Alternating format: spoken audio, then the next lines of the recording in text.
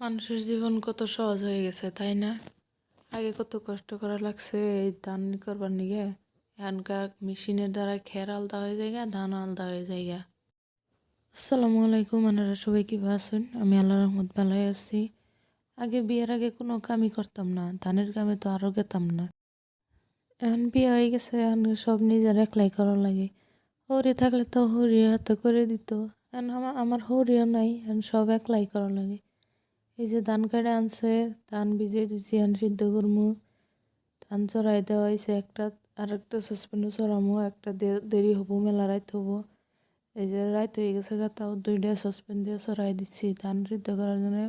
এই যে পোলাপানে জাল দিতেছে, এদিকে নামানি হইতেছে, ওইদিকে আওলা ধান আছে।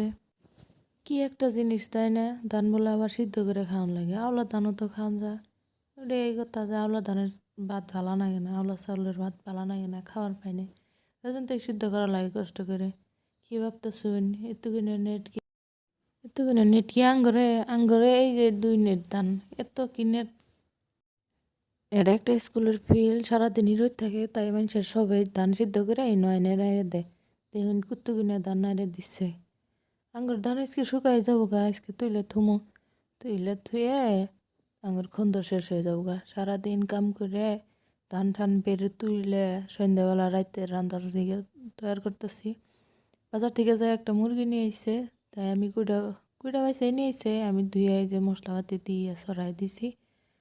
আমি যেভাবে রান্ধি আর কি, সব মশলাপাতি দিয়ে একবারে রান্ধি। আমি আবার মুরগির তরকারি আমান রসুন দিলেও ভালো হয়। আমান রসুন খুব ভালো লাগে আমার কাছে। সেজন্য আমি যখনই তরকারি রান্ধি আমান 2-3 করে রসুন দিই। তরকারি কালারটা কিন্তু হয়েছে সেই মজার কালার হয়েছে। সারাদিন মেলা কাম করছি, এখন রান্ধে বাইরে খাইতে তাড়াতাড়ি যায় শুতিমো। এই যে আমার তরকারি বলক উঠে পড়ছে, প্রায় হয়েই গেছে গা। তরকারি রান্ধে রে ভাত খাম। আজকের ভিডিওটা এই পর্যন্তই। আবার আরেক নতুন ভিডিও দেখা হবো। টাটা।